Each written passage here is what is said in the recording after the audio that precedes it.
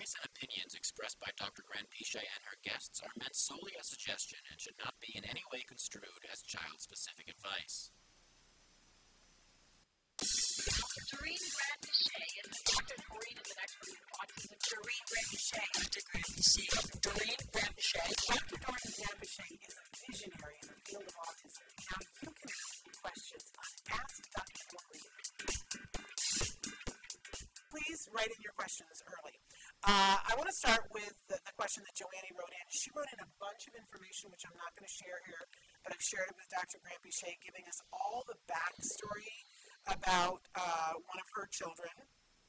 Joanne, if you're watching, we see that the GFCF-EF, and I just want to make sure what the EF is. Is that egg-free? I've seen GFCF-SF for soy, but I don't know that I've ever seen EF. So corn even, yeah. Yes, but let us know if that's it. And she told us a little bit about the fact that he's taking daily vitamin, fish oil, pre- and probiotic. But now, after egg-free, thank you. We thought that's what it was, but we wanted to be sure. But now, after having gone to 2 TACA conferences virtually, and it's a game changer when you do that, they want to step things up. And so their first question is recommendations about weeding through doctors to find the right one. The second question is, I feel like we should start this process with blood work or testings to find out allergies or sensitivities, not to mention deficiencies. Am I right to think that $2,000 is a reasonable budget to begin with?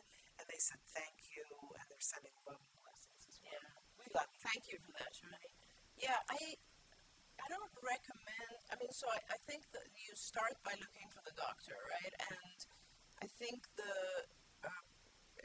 it would, go on MedMaps, that's where I would start, and I would start looking through the doctors. There are also nurse practitioners on there, there's also dietitians, nutritionists, and so on.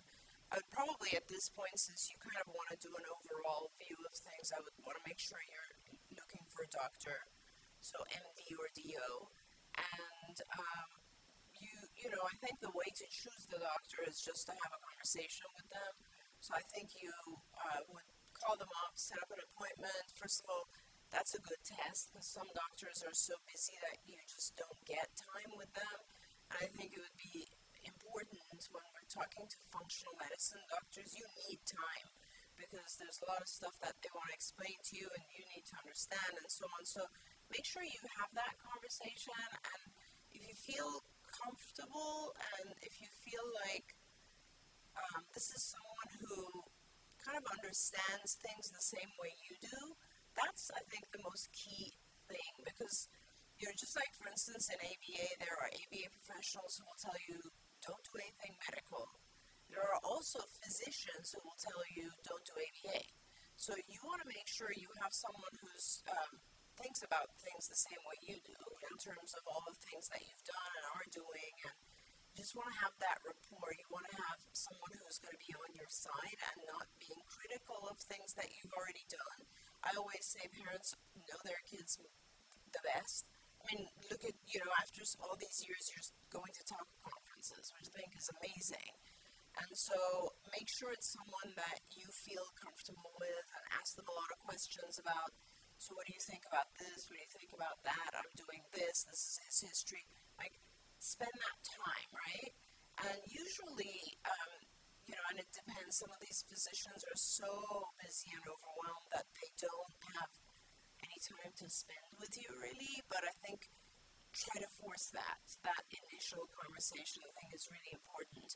And by the way, it doesn't have to be someone who's a MedMaps physician. You can also look up functional medicine, and actually you can even look on your insurance policy or your insurance website and look for functional medicine physicians, call them up and ask if they have any expertise with kids on the spectrum, because there are a lot of those folks who don't necessarily go the MedMaps path, but they do know what they're doing.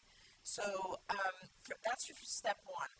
That once you get in and talk to the individual and actually they do their first initial eval, they will tell you what kind of blood tests they want, blood, urine, stool, etc. And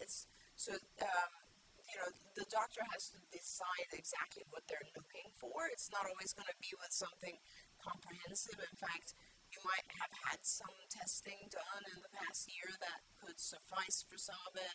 So just don't work on the blood test or worrying about that until you actually find the physician. 2,000, I think, is going to be a little low. From what I understand, a lot of these physicians, their first full eval is closer to 5,000. And if you need help with that, apply to excuse me, our nonprofit organization, Autism Care Today. We do fund up to 5,000 for whatever a parent or child might need. So apply to that and maybe shoot an email over to Shannon, and she can also put in a good word so that we can try to get you some help with the funding so that you can get the ball rolling. Don't forget, you can watch Ask Dr. Doreen live every Tuesday morning at 10 a.m. Pacific time. We hope to see you there.